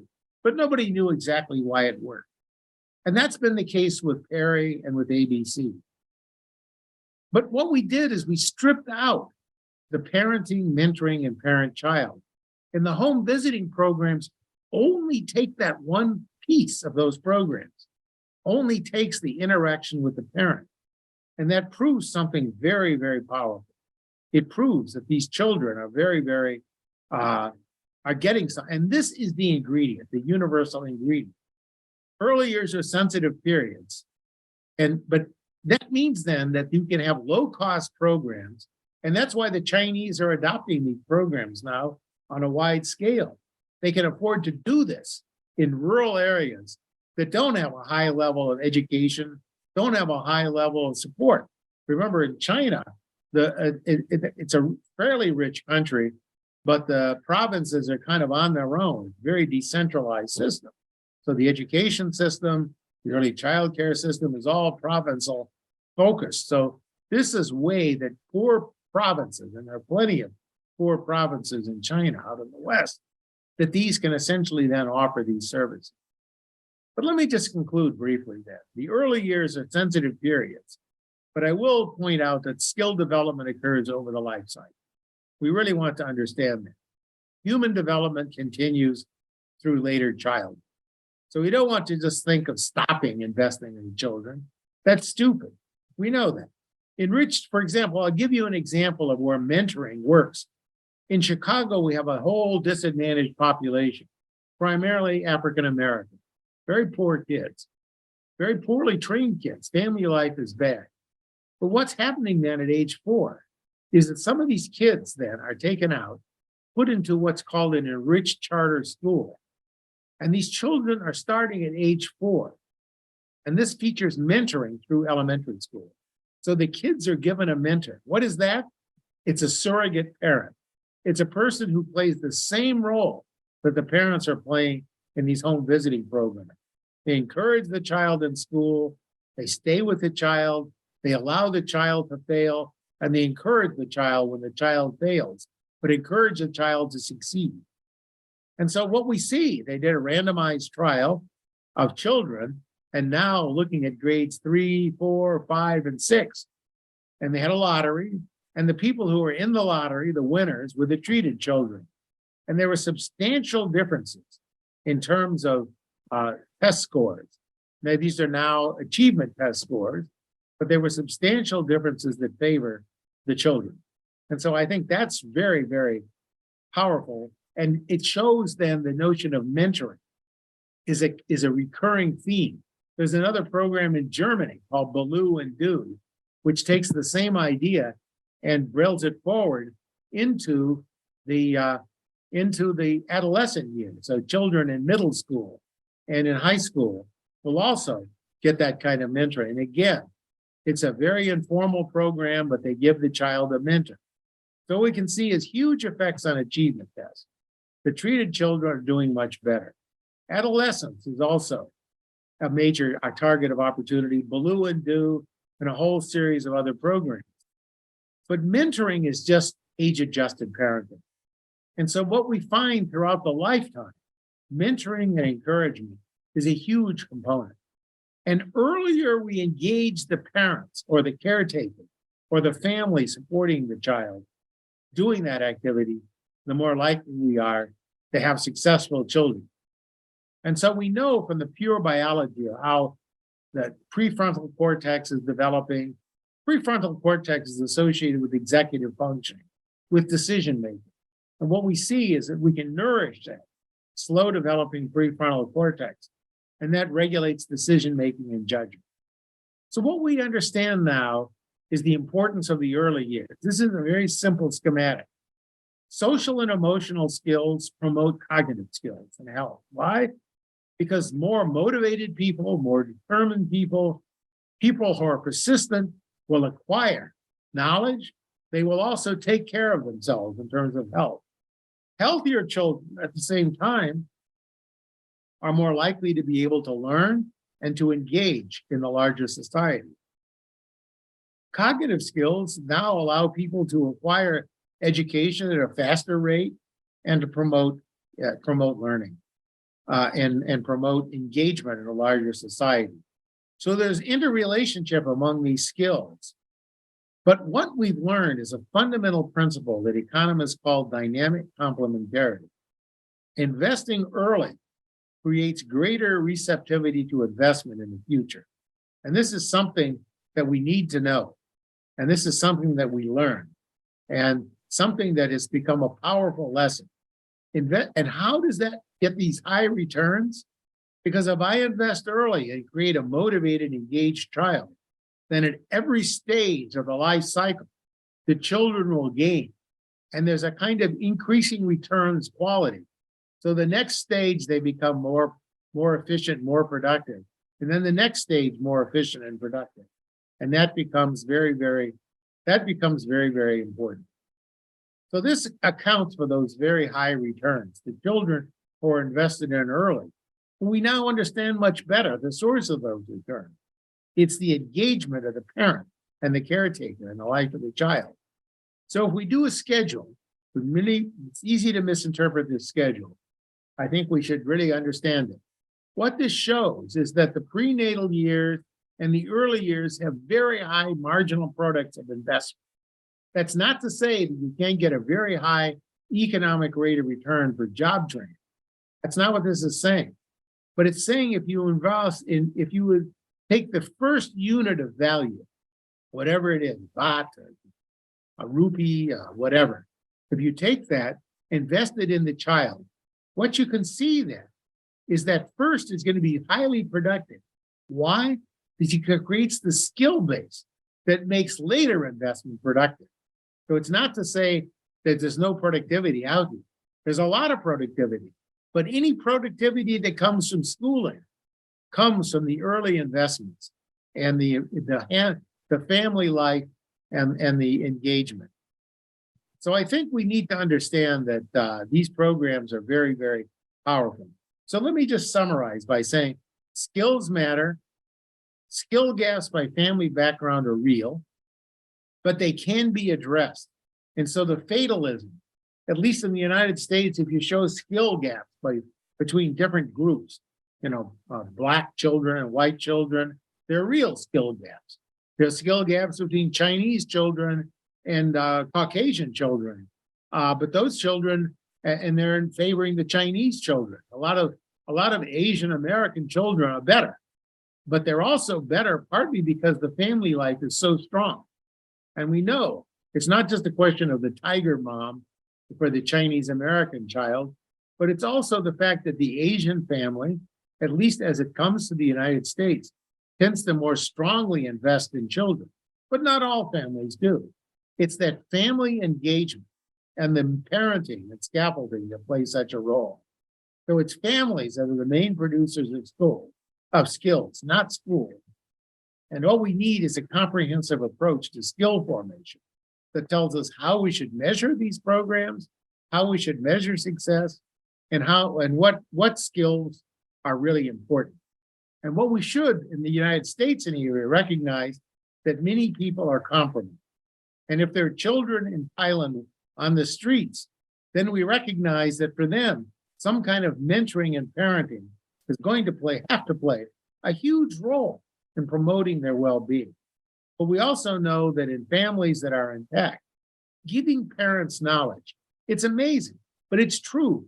There's some very, very good studies by Flavio Cunha, somebody that T knows very well. Flavio Cunha established early on that parents of these very disadvantaged children don't understand what the normal growth trajectories are. They don't understand their own power. And these programs help turn on the child's parents or caregivers to a greater understanding of what they can do, and frequently they use the knowledge. So I want to thank you very much, and I certainly am willing to take questions, and I apologize for the late start. I didn't intend to start late.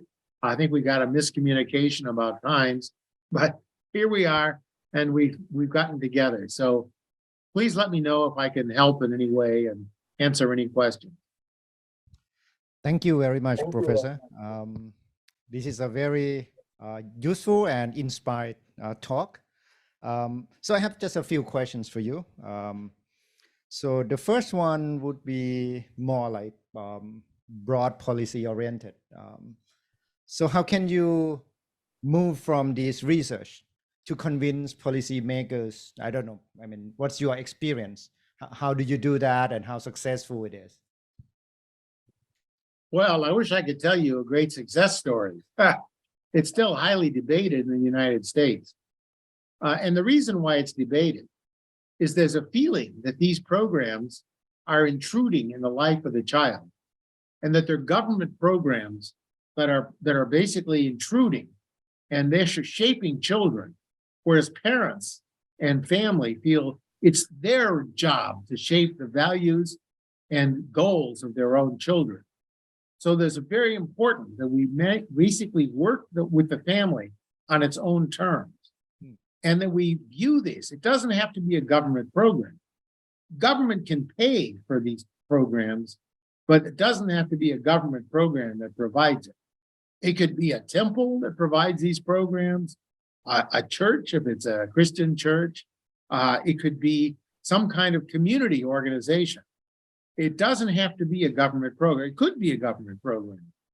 But the crucial thing is to deal with the family on its own terms and to be seen as offering advice, offering guidance, but not telling people what to do. That doesn't work, at least in the United States, and I'm sure around the world. Nobody likes to have somebody come in and say, this is how you should raise your kid, or you're not being a good parent, or something like that. Nobody wants to hear that. I certainly wouldn't want to hear that, and I doubt that any of you would.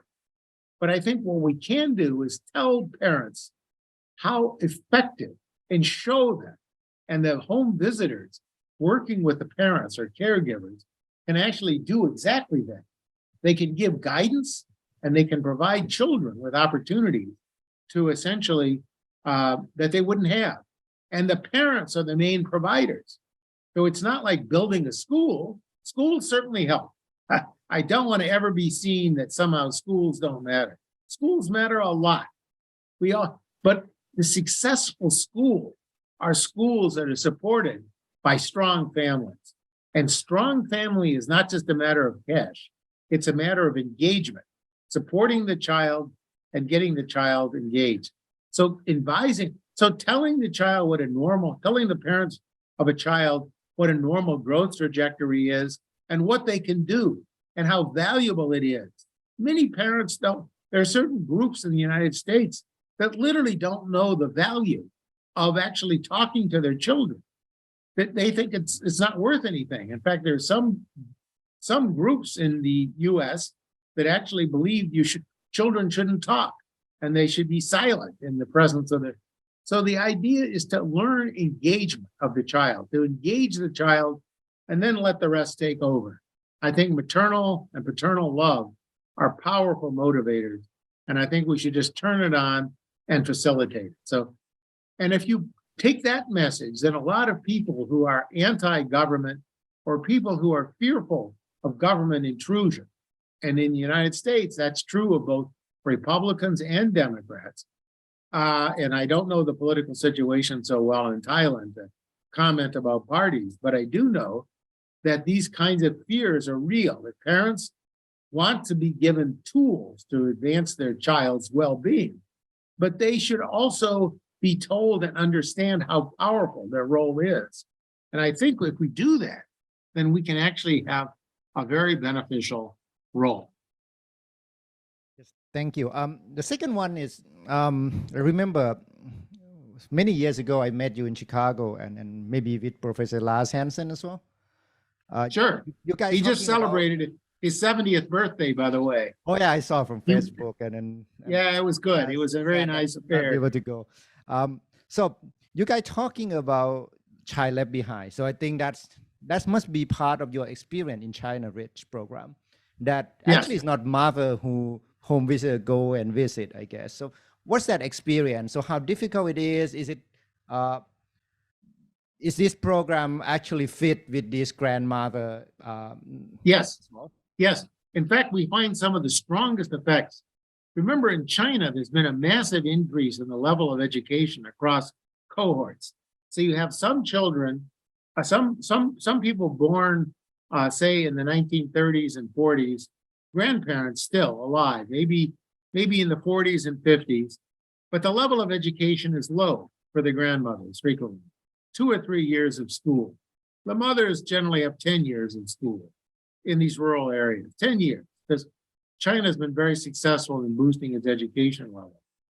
So what you see is something very interesting, that even with the grandmother who's less educated, if you teach her these basic principles, and they're intuitive at some level, that they can be engaged in a very constructive way, and they these programs are very effective, especially for grandmothers. So it's not a question, it doesn't have to be the mother. The mother plays a powerful role. The child bonds more with the mother and the father, but often the grandmother in China anyway is living in the family. I visited one of the places I visited a few years ago was Tibet. We went out from Lhasa in Tibet, about 100 kilometers west of Lhasa, way up in the mountains. It was high. And we visited a farm, rural area, and multiple generations were living together. So there was no question of the child left behind. These were rural people. They had yaks. They were growing crops to feed the yaks and all of the crops that are grown in Tibet. Beautiful place, but it was also something, the grandmother was there and the mother was there. And I saw a home visit. The home visitor came in. The home visitors were not highly qualified in the sense of having advanced degrees. They were, however, trained in this curriculum, how to engage the mother. So these people were like at 10 years of school, and they were more or less at the level of the mother. But when the mother was there, or even just the grandmother there, the grandmother would learn, they would engage, but the way it would be engaged is that the caretaker, the visitor, would work with the mother and the child, or the caretaker and the child. And so you could see the engagement that the child was having with the mother or the grandmother improved a lot. And I think when we go forward and measure the impact, we haven't studied yet the outcomes. It's too early in Tibet yet to really evaluate. But my guess is you're going to find that those very, very poorly educated grandmothers are going to actually pick up on this, because these are basic human intuitions. I mean, it's not like you're telling, it's true that the vocabulary of a grandmother with a low level of education isn't going to be as great as that of a mother with 7 more years of school, no question. But a lot of the motivation and encouragement, it can still be there. And there are other friends and families. And so engaging these people around the village, the group, and encouraging the child, playing with the child, plays a very powerful role, even when the grandmother herself is not that highly educated. So I do believe it's effective to do so. I don't think you need to have an educated mother. I mean, it doesn't hurt, but I think it certainly is a case that you can deal with that. And we've studied it. Yes, well, thank you. And then hopefully we will learn that in Thailand as well. As you know, we are launching a project that's similar to that. And hopefully Yes, I'd like to be willing to informed be of part it. of it. Yes. In fact, why don't you team up with us at CEHD? Yes. Actually, one thing that CEHD is launching is a program like the Irish program, actually, in one of the local areas. This is an Hispanic area in North Chicago. So we're actually now launching this program. So we have literally, we're going to have some meetings in a few weeks getting the program going. We got some funding from an entrepreneur, and I believe that the structure is going to be very successful. We'll see. We can evaluate it. We'll have research gains from it, but at the same time, we will also have tremendous benefits in the sense of, I think the children will benefit as well. Yeah, I'm sure So, EEF yes, would be. but I'd open love that. to team up with you. I'd like to see what you're doing, to share your knowledge. You've seen our papers now on China Reach, right? Yes. Yeah, And that's we have very new interesting. ones. Mhm. We have new papers on measurement and new papers on development. So did you get this paper called Interactions as Investments? Mhm. Yes, that motivate us how to measure things in our project as well, and we will contact you and then work with you for comments. Good. Well, let's team up on this. I'm more than happy to be a part of your group. So, I mean, there's several more questions, but I think the time is up. So I have a few quick questions for you. One is more research, and I think it must be easy to answer, hopefully. So I think we know that in the Perry preschool and also ABC, they have both schooling and parenting feature in the programs. But somehow, I'm not sure if you already know if they are very complementary or whether they are substitutable. Do you have any answer on that, or should we run an experiment or study on that further? Well, there's been some attempt to do that, to be honest. Orazio Atanasio, in particular, and Costas Magir, have also tried to modify the Jamaica program in various environments. And some have looked only at the center-based activities. They modified the programs. The modifications for the center-based programs, to my knowledge, to my reading, haven't been that successful. But that doesn't answer your question, which is complementarity. So the question is, what else is going on in these programs? Well, some of it is that the center staff is reading to the parent, reading to the child. So it's taking over some of the tasks that the parenting program is having the parents do. And the difference is the intensity of the program will only be a few hours, even a day.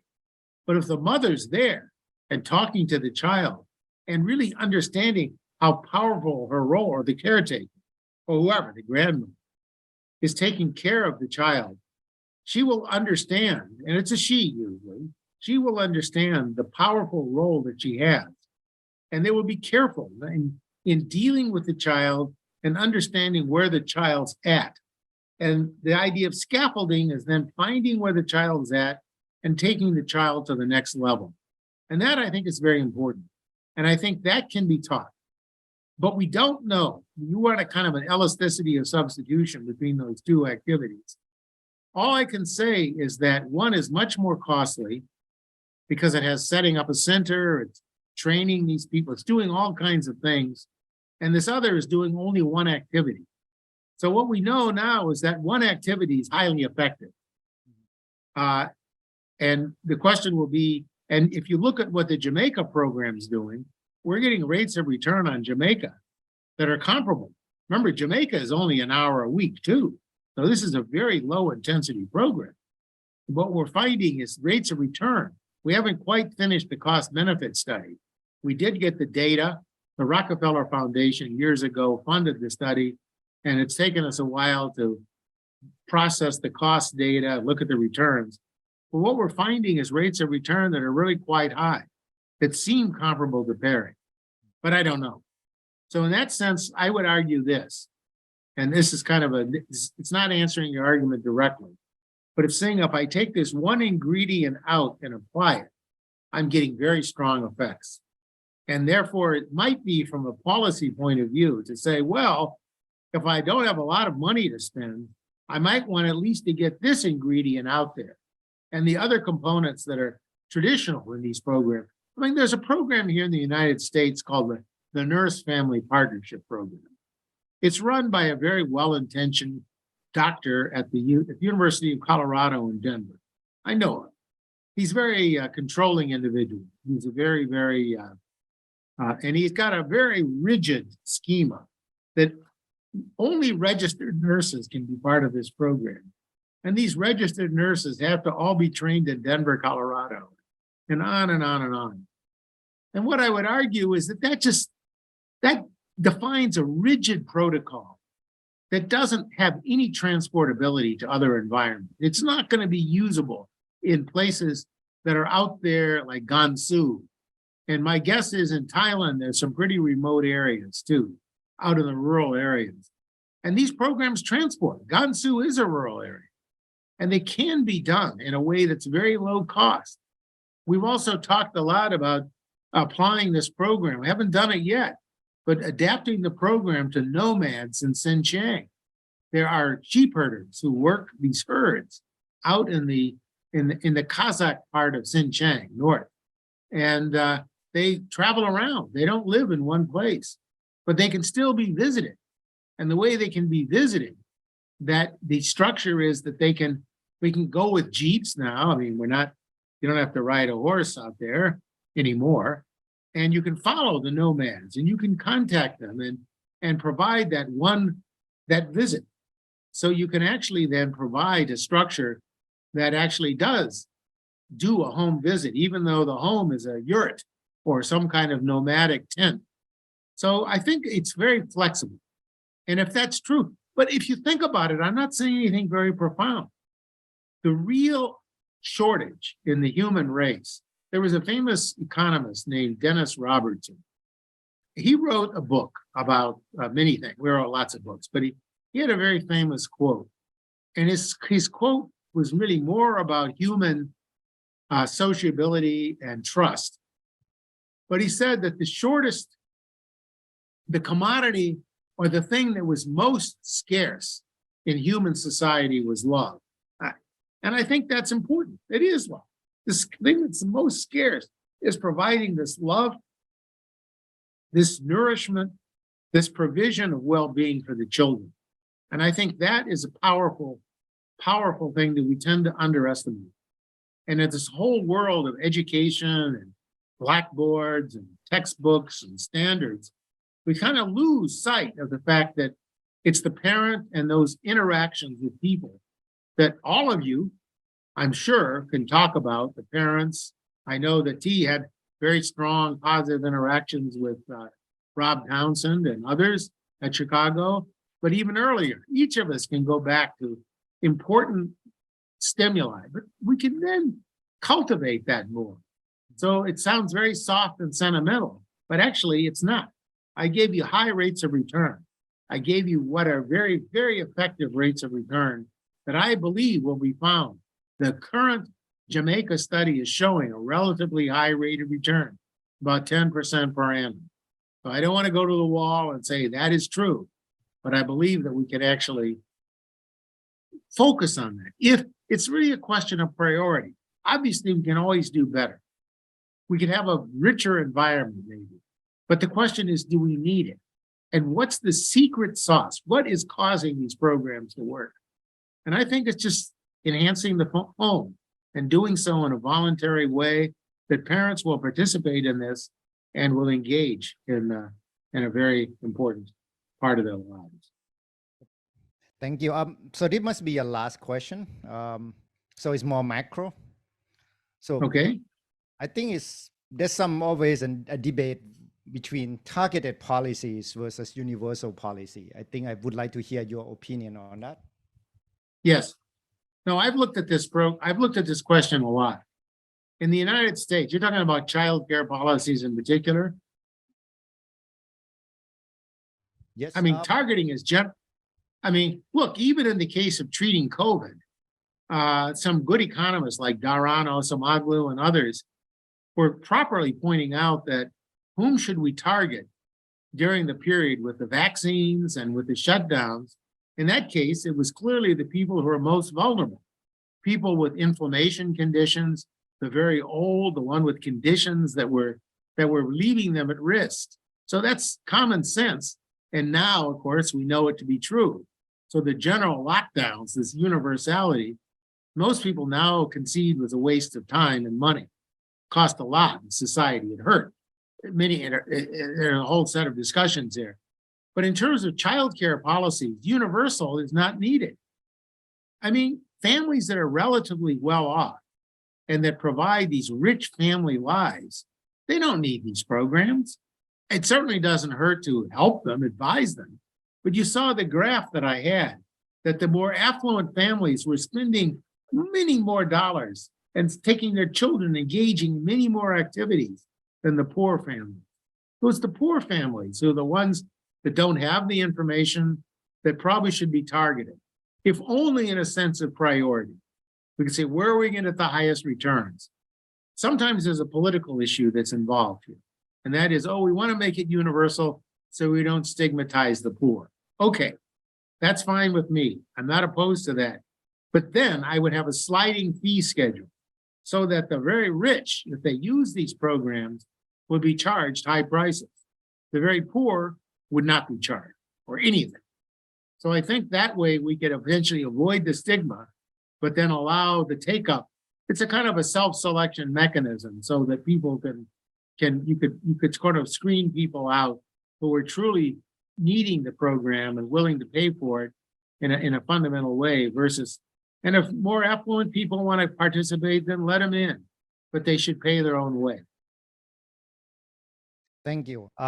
Well, this is a very lively and useful and intense discussion. It would be even better if you were here personally. Oh, I'd love to be there. I actually we would. would love My- to have you here. No, my son's relatives live in Thailand, so he's visited several times. He told me once he went out to the countryside and went into some tiger cage. I have a picture of him inside a cage with a tiger. I don't know if that's that common for tourists. It seemed a little dangerous, but I know that when I was there in Bangkok with you, I thoroughly enjoyed my visit. I was telling somebody about that visit today, and you took me to a famous temple in Bangkok. Yes. And I remember one thing. I mean, it was a very beautiful temple. There was a Buddha that was very artistically made, very beautiful, very artistic, moving Buddha, very, very. But I didn't know any better, and we were sitting down on the carpet in the temple, and I remember I just took my shoes off or whatever, and I put my feet forward. He said, "No, you can't do that. That's not the way you respect the Buddha." So I learned something there. But I found Bangkok to be very exciting and stimulating, and I would love to participate. Yes. Is Rob Townsend coming to Thailand much these days? Not in the last couple of years, but usually he will come every year. Yeah, his wife is Thai, and so Yes. she still has family in Thailand, right? Yes, I think her hometown is up north, Chiang Mai. North, okay, yeah. So No, but he yeah. has a deep interest, and your work still continues. So I would say to the audience that doesn't know T, that this work with Rob Townsend that he's done is fundamental research. It's really understanding financial liberalization, how to build a financial infrastructure, and really understand how to create markets, financial markets. So I'm very, very much appreciative of your work with Rob and all that you're doing, and plus your own theoretical work on. So I'd love to work with you on this. And there's so many theoretical points to discuss. So they're issues of measurement, but they translate directly into policy.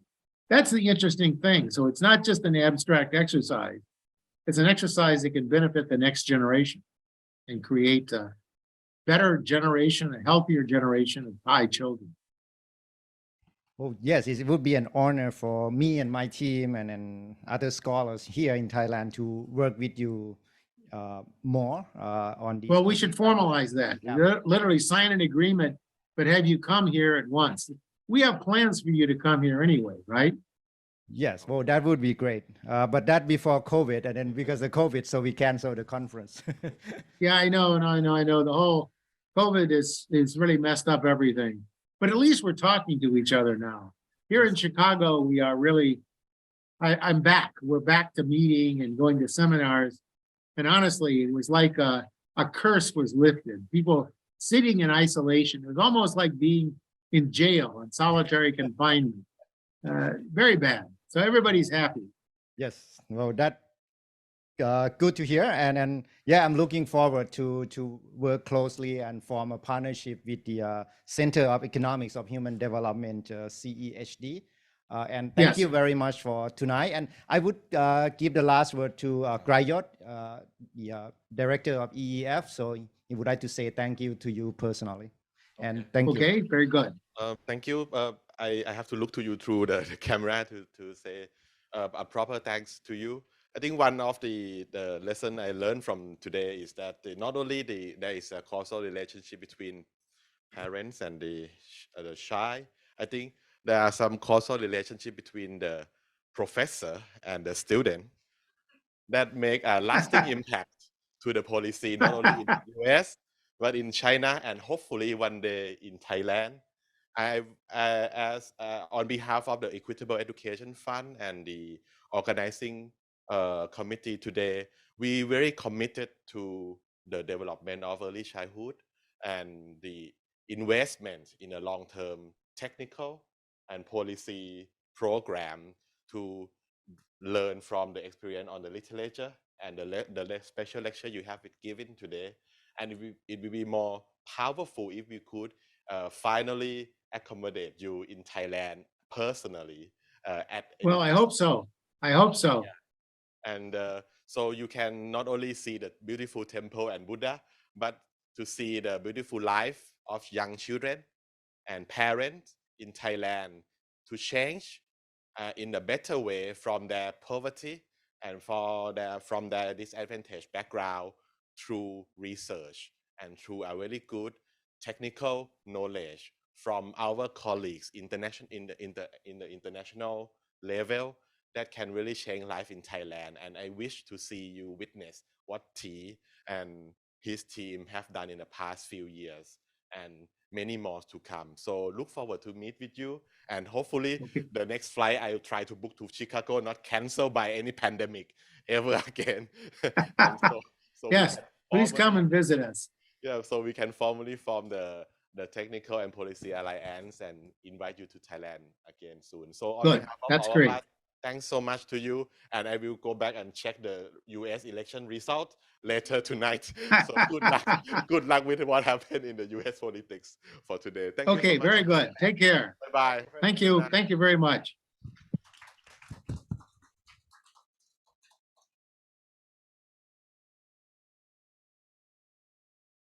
เมื่อสักครู่นี้นะคะที่จบลงไปเมื่อสักครู่นี้เป็นการบรรยายพิเศษนะคะจาก Professor James Heckman นะคะซึ่งเป็นเรื่องของ promoting skills to promote successful lives นะคะเป็นสิ่งสำคัญมากที่เราได้โอกาสพิเศษแบบนี้นะคะที่ได้เรียนรู้เรื่องของการพัฒนาทักษะต่างๆนะคะในระดับปฐมวัยซึ่งถือว่าเป็นช่วงเวลาสำคัญมากนะคะต่อการพัฒนาการแล้วก็อนาคตของเด็กๆต้องได้รับทั้งความรักการดูแลเอาใจใส่นะคะตลอดจนสภาพแวดล้อมที่ปลอดภัยรวมไปถึงการกระตุ้นการเรียนรู้เพื่อให้เกิดการพัฒนาซึ่งทักษะที่ดีแล้วก็สามารถที่จะต่อยอดไปได้สู่อนาคตที่ดีข้างหน้านะคะ